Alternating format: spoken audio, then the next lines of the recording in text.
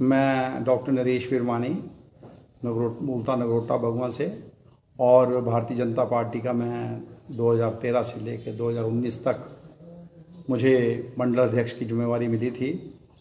और मैंने जिम्मेवारी ऐसे समय पे संभाली थी जब 2012 में चुनाव हुआ था, तो नगरोटा में भारतीय जनता पार्टी का जो प्रत्याशी था उसकी जमानत जब्त हो गई थी।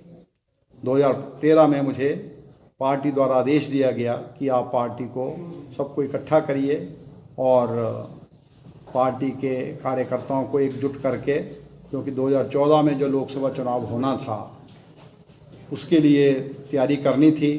तो हमने इसको एक चैलेंज के रूप में लिया। नगरोटा क्षेत्र में दूर दूर के लोगों को इकट्ठा किया गया, कार्यकर्ताओं को इकट्ठा किया गया, और वो इतना अच्छा रहा कि 2014 में मोदी जी की सरकार बनी। शांता कुमार जी उसमें लोकसभा में वहाँ से काफ़ी मतों से नगरोटा से लीड मिली। 15,000 के करीब वोटों से वहाँ पे जो जीत शांता कुमार जी को नगरोटा में मिली वो एक अभूतपूर्व, और उससे पहले कभी भी इतनी लीड नगरोटा से नहीं मिली थी। उसके बाद 2017 में जब विधानसभा का चुनाव आया तो भारतीय जनता पार्टी में जो प्रत्याशी कांग्रेस से पिछली बार बागी होकर जिसने इंडिपेंडेंट प्रत्याशी के रूप में चुनाव लड़ा था उसको टिकट मिला। हमारी पार्टी के कार्यकर्ताओं ने दिन रात एक करके वो कर दिखाया कि वहाँ से 25 साल से जो कांग्रेस का कब्जा था उस कब्जे को वहाँ से हटाया, और कांग्रेस के प्रत्याशी जो एक पूरे हिमाचल में बहुत बड़े नेता के रूप में थे उनको वहाँ से हराया गया। तो उस जीत में सभी कार्यकर्ता, हर बूथ के कार्यकर्ताओं का योगदान रहा। 2017 के बाद जब भारतीय जनता पार्टी की सरकार बनी तो हमारे विधायक महोदय इन 2.5 वर्षों में उन्होंने क्या कुछ किया वो आप भलीभांति जानते हैं। और जो हमारे दूर दराज के कार्यकर्ता हैं जिन्होंने दिन रात एक किया था, आज वो बिल्कुल निराशा में बैठे हुए हैं, और उनको लगता है कि हम आज भी जैसे 25 साल पहले वनवास काटा वैसे ही आज भी वनवास में हैं। 2019 में लोकसभा का चुनाव आया, फिर लोग हमारे कार्यकर्ता जो हैं उन्होंने दिन रात एक किया और पार्टी को फिर से 25,000 के से ज़्यादा वोटों से कृष्ण कपूर जी को वहाँ से जिताया। 2 दिन पहले जो आजकल 2-3 दिन से अखबारों में काफ़ी चर्चा है जिस बात की, और ख़ासकर धर्मशाला से ये लिखा गया है भिन्न भिन्न न्यूज़पेपरों में कि कुछ बागी नेताओं ने गुप्त बैठक कांगड़ा में की है और उसमें कृष्ण कपूर जी के साथ उन्होंने बैठक में ही जाके दिया जाए। तो मैं आज यहाँ में रमेड़ नामक गांव था जहाँ उनके बुजुर्ग वहाँ रहा करते थे, लेकिन वो वहाँ से पलायन करके पालमपुर जो संगठनात्मक जिला है उसमें जाके उन्होंने अपना घर ठाकर द्वारा में बनाया है।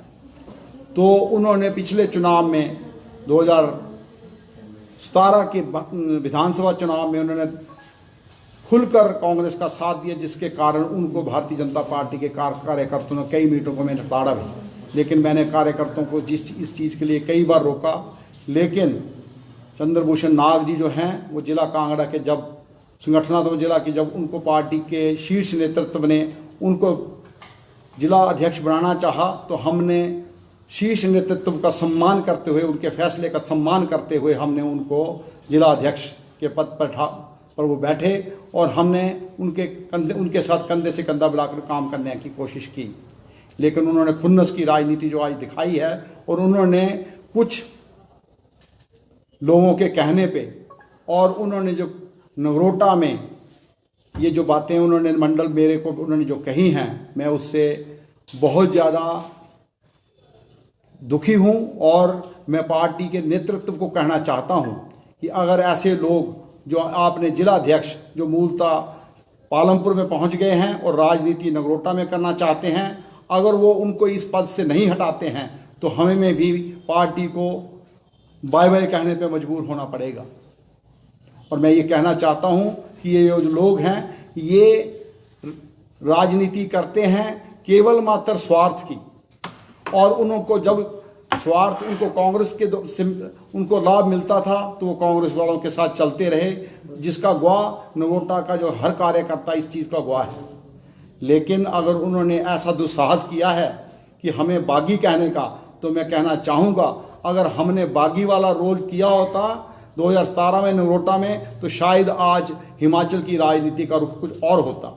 ना तो भारतीय जनता पार्टी का प्रत्याशी नगरोटा से जीतता और ना कांग्रेस का प्रत्याशी वहाँ से हारता, तो शायद आज हिमाचल की कांग्रेस की राजनीति भी कुछ और होती। हमने और हमारे कार्यकर्ताओं ने 2017 में वो कर दिखाया जो शायद इसके बाद न कभी नगरोटा में होगा। और मैं ये कहना चाहता हूँ कि जो नगरोटा में पिछले 2.5 साल से भारतीय जनता पार्टी और ये जिला के अध्यक्ष, इनके द्वारा जो कुछ किया जा रहा है और कार्यकर्ताओं को लताड़ा जा रहा है और प्रताड़ित किया जा रहा है, मैं अपने प्रदेश के नेतृत्व और शीर्ष नेतृत्व और श्री जगत प्रकाश नड्डा जी को ये आपके द्वारा ये चीज़ कहना चाहता हूँ, क्योंकि मैंने कई बार पार्टी के संगठन के लोगों से अपने दिल की बात रखने के लिए कई बार मैंने समय मांगा, लेकिन दुर्भाग्य की बात है कि उनके पास मेरी बात सुनने का समय नहीं है। मैंने ये बात और लोगों से भी कही है और मैं यही बात कहने के लिए कृष्ण कपूर जी से मिला था और मैंने कृष्ण कपूर जी को ये बात दिल खोल के बताई और उन्होंने मेरी बात सुनी और उन्होंने कहा कोई बात नहीं, समय आने पे इस बात पे का भी संज्ञान लिया जाएगा। और उन्होंने कहा कि मुझे इन कई बातों का मुझे ज्ञान है कि नगरोटा में क्या हो रहा है, लेकिन आप धैर्य रखिए और आप जो कार्यकर्ताओं के काम हैं उनको लेके मेरे पास आइए और उनको उनकी जो बात है सुनी जाएगी, उनके काम किए जाएंगे।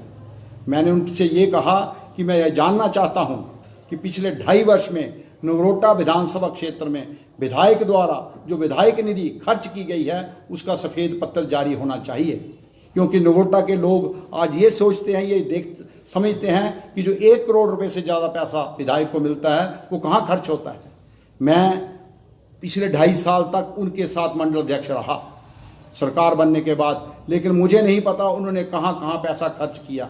मुझे उनके इस विधानसभा क्षेत्र में विधायक निधि के खर्चे में मुझे बहुत बड़ी दुर्गंध और बदबू आती है कि उन्होंने ऐसी ऐसी जगह पे पैसा खर्चा है और ऐसे ठेकेदारों के द्वारा पैसा खर्चा है कि ठेकेदारों ने कईयों के काम नहीं किए, लेकिन वो उन कामों के पैसे उनको मिले हैं। वो उनको सफ़ेद पत्र जारी करना चाहिए। मैं एक कार्यकर्ता के नाते और एक नगरोटा के बसिंदे के नाते ये जानना चाहता हूँ विधायक जी से कि वो पिछले 2.5 वर्ष में जितने काम उन्होंने मुख्यमंत्री से करवाए हैं, जितने भी उन्होंने नॉमिनेशंस करवाई हैं, जितने भी विधानसभा क्षेत्र में उन्होंने विधायक निधि से पैसे खर्चे हैं, उसका एक सफ़ेद पत्र जारी करके उसकी एक कॉपी कृष्ण कपूर जी को एक कॉपी जो है वो पार्टी अध्यक्ष को दें और जिसकी कॉपी हमारे नगरोटा कंस्टिट्यूंसी के कार्यकर्ताओं को भी मिलना चाहिए। ये मेरा एक मांग रहेगी और मैं समझता हूँ इस मांग में कोई ऐसी बात नहीं है कि जो पूछने में किसी को गुरेज करना चाहिए। लोगों ने विधायक को बनाया है, विधायक निधि जो है लोगों का पैसा है, लोगों द्वारा खून पसीने की कमाई, लोगों द्वारा खून पसीने से जिस जोर के साथ, जिस जोश के साथ उन्होंने विधायक को बनाया है, विधायक को चाहिए था कि हर बूथ के कार्यकर्ताओं को पूछता कि आपके बूथ में मुझे क्या करना है, लेकिन उसने चुनिंदा ठेकेदारों के हाथों में विधायक निधि दे दी और विधायक निधि को ऐसे बांटा जा रहा है जैसे रेवड़ियाँ बांटी जाती हैं। मैं ये समझता हूँ और मुझे शर्म आती है कई बार कि मैंने पिछले 6 साल से मंडल अध्यक्ष रहा हूँ, लेकिन मैं विधानसभा में विधायक निधि से एक भी सोलर लाइट तक नहीं लगवा सका। वो ये बताएं कि क्या उन्होंने कभी मंडल अध्यक्ष से या जो मेरे होते हुए क्या किसी मंडल के कार्यकारिणी सदस्य से पूछ के उन्होंने कोई कार्य किया है? किसी की उन्होंने ट्रांसफ़र जो की है, क्या मंडल से उन्होंने उसकी प्रस्तुति ली है? किन किन लोगों की वो ट्रांसफ़र करा रहे हैं, किन किन लोगों के काम करवा रहे हैं, ये सभी जांच के घेरे में लाना चाहिए। अब जब हम ये बात करते हैं तो हमें बागी कहा जाता है। अगर हमें एमपी से मिलने के लिए और पार्टी हित में बात करने के लिए बागी कहा जाता है तो मुझे एक बार नहीं 1000 बार बागी कहें, मुझे एक बार नहीं 1000 बार पार्टी से बाहर करें, मुझे उसकी किसी तरह की परवाह नहीं होगी। ये जो बंदर ये जो ऐसी भभकियाँ मार रहे हैं कि हम इनके खिलाफ कार्रवाई करेंगे, मैं अपनी बात करता हूँ, मैं डॉक्टर नरेश परवानी की बात करता हूँ। मैं उन डरने वालों से नहीं हूँ, उन डरने वालों में से नहीं हूँ मैं जो मैं इनकी बातों से डर जाऊँगा। और मैं ये कहना चाहता हूँ कि अगर पार्टी ने ऐसे ऐसे लोगों को जिला अध्यक्ष बनाया तो आने वाले समय में इन जो जिला कांगड़ा का संगठनात्मक जिला है इसमें एक भी सीट वो अपने आप को इसको बचा नहीं सकेंगे। और जिन लोगों ने कल उनके साथ अपने नाम दिए हैं। मैं उनको ये कहना चाहूँगा 2022 का जब चुनाव आएगा तब मेरे से फ़ोन पे बात करना मित्रों, तब पता लगेगा आपको कि आप किस स्थान पे बैठे हैं। आज आप विधायक हैं, आज आप चुने हुए उस प्रतिनिधि को जो लोकसभा में हिंदुस्तान में सबसे ज़्यादा वोटों से जीत के गया है, उसको आप बागी बोल रहे हैं। शर्म आना चाहिए आप लोगों को। जो नरेंद्र मोदी जी को सरकार बनाने में उन्होंने सबका साथ, सबका विश्वास और सबका विकास के नारे पे वो एक सांसद बने हैं और वो एक सम्मानीय लीडर हैं इस पार्टी के, जो 2 बार मंत्री रहे हैं। ईमानदारी जिनके दामन पे, जिनका ईमानदारी के साथ नाता रहा है, उनसे कई कुछ सीखने को मिलता है। और आज कल के छुट भैया नेता जो लोगों ने जिनको विधायक बना दिया, आज आप कृष्ण कपूर को बागी बोल रहे हैं। शर्म आना चाहिए आप लोगों को। आप लोगों को डूब के मर जाना चाहिए। और मैं शीर्ष नेतृत्व को कहना चाहता हूं, अपनी हिम्मत दिखाएं और ऐसे विधायकों को एक नोटिस भेजें कि आप अपने एमपी को बागी कहकर उनके बारे में चिट्ठी जो है प्रेस में रिलीज करते हो। इससे बड़ी बुरी बात क्या हो सकती है। और भारतीय जनता पार्टी का एक विधायक जो ऐसी बात कहे और जिलाध्यक्ष ऐसी बात कहे, मैं कहता हूं देर नहीं करना चाहिए पार्टी संगठन को ऐसे जिलाध्यक्ष को उस पोस्ट से निकालने के लिए। बहुत अच्छे अच्छे कार्यकर्ता कंस्टिट्यूंसी में हैं, लेकिन उनकी आवाज़ नहीं सुनी जाती। जो संगठन के लोगों को अच्छा लगता है उसको किसी को जिलाध्यक्ष, किसी को उपाध्यक्ष, किसी को जनरल सेक्रेटरी। लेकिन मित्रों, आज ये भारतीय जनता पार्टी जो बनी है उन लोगों द्वारा बनाई गई है। उन गांव में जो लोग बसते हैं, शहर में जो लोग बसते हैं, जो गरीब हैं, जो महिलाएं हैं, जिनको पार्टी के साथ और नरेंद्र मोदी जी के साथ लगाव है, वो चाहते हैं कि ये पार्टी जो है जिसके सबसे ज़्यादा मेंबर पूरे विश्व में हैं, हम उस पार्टी को वोट डालते हैं। लेकिन अगर ऐसे छुटभैया नेता जो आज एमपी को, जो लोकसभा में जो चुना हुआ नुमाइंदा इतने वोटों के साथ, जिसको लोग ईमानदारी की मिसाल कहते हैं भारत हिमाचल की राजनीति में, उसको आप बागी कह रहे हैं। उसको हम मिलने गए और हमें बागी कह रहे हैं। मेरे को बताओ मित्रों, कल को लोग मुख्यमंत्री से मिलने जाते हैं, क्या उसको बागी कहते हैं? ये लोग किस किस लोगों के साथ रेस्ट हाउसों में बैठे रहते हैं। तब तो किसी ने नहीं कहा कि इनके ऊपर कार्रवाई होना चाहिए। आज कहते हैं कि इनके ऊपर कार्रवाई होना चाहिए। मैं इनको आमंत्रित करता हूं कि आप मेरे खिलाफ कार्रवाई करिए। मैं देखता हूं आप मेरे खिलाफ क्या कार्रवाई कर सकते हैं। क्या आज आज़ादी खत्म हो गई है? क्या आज कोई आदमी किसी एमपी को नहीं मिल सकता? क्या आज किसी आदमी के साथ वो रेस्ट हाउस में बैठ नहीं सकता? मित्रों, अगर ऐसी बात है तो इनको भी पूछा जाए, जो सारा दिन और पूरा दिन रेस्ट हाउस में बैठ के अपने वो वहां पे सुरा और सुंदरी के साथ बैठे रहते हैं। क्या इनको पूछने वाला कोई नहीं है? आज हमें पूछ रहे हैं जो एक एमपी को एक बाजार में जाके उन्होंने लोगों की बात की है, तो उसके साथ बात वहां ना करें तो क्या एमपी से ना करें तो किसके साथ बात करें? भारतीय जनता पार्टी का जो एमपी आज भारत सरकार में वो एक स्थान रखता है, उसके साथ हम अपनी लोगों की जो मुसीबतें हैं, लोगों के जो काम है उसको नहीं बताएंगे तो किसको बताएंगे? अगर ये ऐसी भभकियां मार के हमें डराना चाहते हैं तो मैं इनको खबरदार करना चाहता हूं। मित्रों, ये लोगों को डराते रहे हैं, ये राजनीति करते रहे हैं, ये छुटभैये नेता जो हैं चिकनी चुपटी बातें करके, और जो ये करते हैं इनका अगर आपने पता लगाना है तो इनके कंस्टिट्यूंसी में जाइए और गुप्त सूचना लीजिए कि ये क्या करते हैं, कहां से ये पैसा कमाते हैं। ऐसे लोग जिनके पास साइकिल नहीं थी आज बड़ी बड़ी गाड़ियों में घूम रहे हैं। इनको शर्म आना चाहिए। लोगों ने इनको सेवा के लिए भेजा है, ना कि ऐसी चीजों के लिए नहीं भेजा है। और आज पार्टी के लोग इनके ही चुने हुए एमपी से मिल रहे हैं तो ये कह रहे हैं कि ये बागी है। मित्रों, इन्होंने बागी हमें कहा है। अगर ये कहते हैं और ये सच में हमें बागी कहना चाहते हैं तो मित्रों 2022 का चुनाव आ जाएगा, उसका रिजल्ट इनको पता लग जाएगा। इनको धूल चटा देंगे। अगर ये हमें बागी कहते हैं, इनको धूल चटा देंगे। उस तरफ ये खड़े होंगे, हम इस तरफ खड़े होंगे, हम इनके साथ नहीं बैठेंगे। आज से मैं भी कसम खाता हूं, इनके साथ तभी बैठूंगा या तो ये हमारे से माफी मांगे या पार्टी के लोग इनसे माफी मंगवाएं। अगर ये हमें आज बागी कहते हैं और चुनाव आएगा तो हमें अपने साथ बैठा लेंगे, नहीं हमारे से गलती होगी। मैं उन लोगों में से नहीं हूं। मैं प्रण करता हूं अगर इसने मेरे को बागी इन्होंने बोला है, मैं पूरी कोशिश करूंगा कि इनको अगली बार विधानसभा में पहुंचने नहीं दूंगा। मित्रों, ये मेरा गुस्सा ही नहीं, मेरे साथ हजारों लोग जो कंस्टिट्यूंसी में लोग हैं वो कहते हैं कि इनको समय आने दो। अगर इनको इतना ही गुमान है, आज रिजाइन करें और दोबारा चुनाव लड़के देखें। कार्यकर्ताओं के सिर पे ये बने हुए हैं और आज एक कार्यकर्ताओं को बागी बोल रहे हैं। सर, जो कांगड़ा की जो आपकी बैठक हुई है, कोई बैठक नहीं हुई है, कोई बैठक नहीं हुई है। कांगड़ा में जो हमारे सांसद हैं जिसको दिखे वो उनके पास गए, उनसे मिले, उनसे बात की। किसी तरह की कोई बैठक नहीं हुई है। मैं जब कह रहा हूं, मैंने कांगड़ा में गया हुआ था, मैंने उनकी गाड़ी देखी, मैंने उनकी गाड़ी के पीछे गाड़ी लगाई और मैंने देखा वो गाड़ी रेस्ट हाउस जा रही। मैं उनसे मिला और मैंने उनसे बात की। मैंने कहा मेरे 5 मिनट, कहते आप आइए बैठिए बात करिए। उन्होंने बात की, पूछी मेरे से। मैंने उनको कहा नगरोटा में 2.5 साल से ऐसे हो रहा है आपको, तो मैं क्या अभी 1 साल हुआ है आपको उसमें सांसद की तरह काम करने का नहीं मिला, लेकिन मुझे पता है कि आप भी यही कहेंगे कि हम जब लोगों के काम लेके आपके पास आएंगे तो आप कहेंगे कि विधायक से लिखवा के लाओ। लेकिन विधायक ने हमें पिछले 2.5 साल से नहीं बताया कि अपनी विधायक निधि कहाँ लगा रहा है, कहाँ खर्च कर रहा है, तो हम आपको कहाँ कैसे बताएंगे। उन्होंने कहा कोई ऐसी बात नहीं, आप हमें कोई भी काम है आप हमें बताइए, लोगों के काम है हमें बताइए, हम काम बंद करने के लिए बने हैं। जो लोग ऐसा कह रहे हैं लोग उनको अपने आप आने वाले समय में उनको सजा देंगे। सर आपने कहा कि 2 साल पहले आपको सब कुछ पता था, तो उस वक्त आपने ये आवाज क्यों नहीं उठाई? 2 साल पहले किस चीज़ का पता था? आपने कहा कि इस तरह की विधायक निधि जो है ये यहाँ वहाँ, अभी 2.5 साल में मैं बोल रहा हूँ कि 2.5 साल में विधायक ने अपनी विधायक निधि कहाँ यूज की हमें नहीं पता। उससे पहले जो सांसद निधि मिलती थी, मैं मंडल अध्यक्ष था, मुझे एक एक पैसे का पता था कि नगरोटा कंस्टिट्यूंसी में कहाँ कहाँ पैसा खर्च होता। और मैं धन्यवाद करना चाहूँगा श्री शांता कुमार जी का, जब वो राज्यसभा के मेंबर थे, उन्होंने अपने सांसद निधि की एक एक पाई एक एक बूथ में दी है। और वही कारण था कि लोकसभा में जो इतने मत के साथ लोकसभा सदस्य बना और हमारी भारतीय जनता पार्टी की सरकार और कांगड़ा में सबसे ज़्यादा विधायक जो आए हैं, उसका श्रेय जो जाता है सिर्फ शांता कुमार जी को जाता है, जिन्होंने अपनी सांसद निधि से हर बूथ में हर गांव में उनका पैसा लगा है। जिस तरह से जिला अध्यक्ष ने राष्ट्रीय अध्यक्ष को पत्र भेजा है, क्या आपकी तरफ से भी ऐसा कोई पत्र जा रहा है? हम खुद मिलेंगे, हम अपनी बात आपके द्वारा पहुंचाएंगे, लोग अपनी बात पहुंचाएंगे। अगर हमारी बात नहीं सुनी जाएगी तो 2022 में लोग फैसला करेंगे, वो फैसला तो सब मानेंगे। आप मानते कि अगर मतलब सब कुछ स्थिति ठीक नहीं हुई नगरोटा में, तो क्या आप अपने विधायक के खिलाफ चुनाव लड़ेंगे? हम वहां से तीसरा विकल्प खड़ा करेंगे।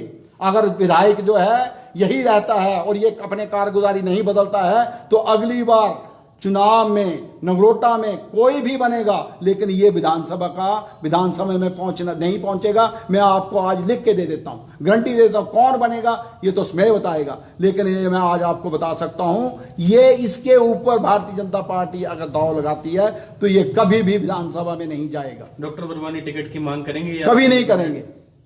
इंडिपेंडेंट लड़ने के देखेंगे, लोग जो चाहेंगे वो करेंगे।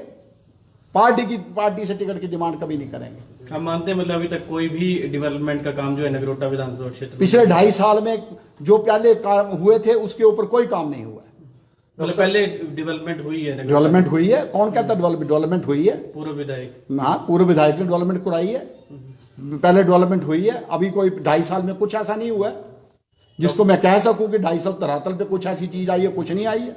डॉक्टर साहब, नगरोटा में जो वोटर हैं वो सबसे ज्यादा चंगर क्षेत्र में भी जुड़े हैं, और चंगर क्षेत्र के एक पुराने नेता जो कि भाजपा के आपके कार्यकाल में महामंत्री तक रहे हैं, कुलदीप शर्मा जी की बात कर रहा हूँ, तो वो भी आजकल हाशिए से गायब है। उन्हीं की तरह दर्जनों नेता हैं जो आज कहीं नहीं दिख रहे हैं। कुलदीप शर्मा जी ने अपने इलाके में दिन रात एक किया और उन्होंने दिन रात एक करके वहां पूरे चंगर क्षेत्र के लोगों को उन्होंने इकट्ठा किया और उन्होंने भारतीय जनता पार्टी के साथ जोड़ा। लेकिन आज उनकी क्या दशा है आप कृपया उनसे पूछिए।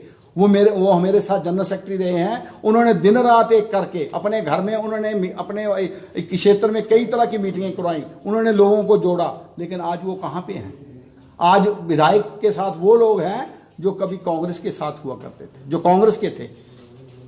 आज वही ठेकेदार हैं, वही कार्यकारिणी है, वही लोग हैं जो आपको उनके साथ हर जगह मिल जाएंगे।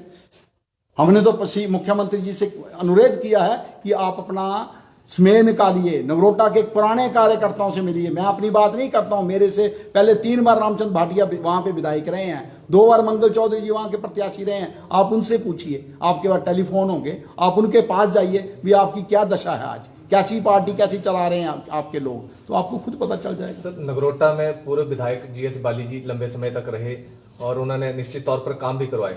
जब वो चुनाव हार गए तो उनका एक बयान आया था कि जो मौजूदा विधायक हैं वो उनके जो बिल्डिंगें बनाई हैं, बाली साहब ने जो अपने कार्यकाल के दौरान बिल्डिंगें बनाई हैं, उनको अगर रंग रोगन भी करवा पाए तो वो बहुत होगा। तो क्या समझते हैं आप? कितना? मैं ये समझता हूं काम करवाने के लिए विजन चाहिए, काम करवाने के लिए विजन चाहिए, और आज जो हमारे विधायक हैं उनको कोई विजन नहीं है।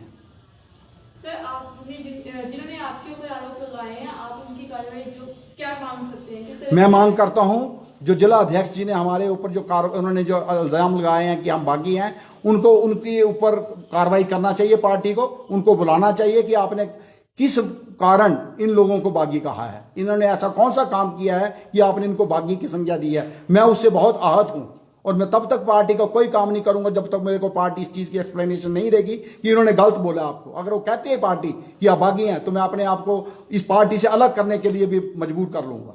सर आपको क्या लगता है ऐसे आरोप आप पर क्यों लगाए गए? मेरे पर उसने खुन्नस से आरोप लगाए क्योंकि जब वो जिला अध्यक्ष बने तो मैंने उनका विरोध किया था कि ये मूलतः पालमपुर के रहने वाले हैं और ये पालमपुर चले गए। नगरोटा चुनाव क्षेत्र से इनका कोई संबंध नहीं है और पिछले 5 सालों में इन्होंने नगरोटा चुनाव क्षेत्र में किसी तरह का काम नहीं किया है। कोई इन्होंने एक्टिव मेंबर नहीं बनाया, किसी तरह की कॉपी नहीं भरी है। क्योंकि मैं वहाँ का मंडल अध्यक्ष था तो मैंने इनका विरोध किया। उस खुन्नस में इन्होंने ये जिला अध्यक्ष तो बन गए लेकिन इन्होंने खुन्नस में हमें बागी का है, उन्होंने मेरे को बागी की संज्ञा दी। तो मैं समझता हूं कि या तो वो हमें अपने साथ नहीं रखना चाहते हैं तो या पार्टी ये इस चीज़ का पार्टी फैसला करेगी क्या हमें हमारी पार्टी को ज़रूरत है कि नहीं है। अगर पार्टी को हमारी ज़रूरत नहीं है तो ठीक है, हम अपना काम करते रहेंगे, हम अपना जो काम है हमारा निजी काम उसको करते रहेंगे।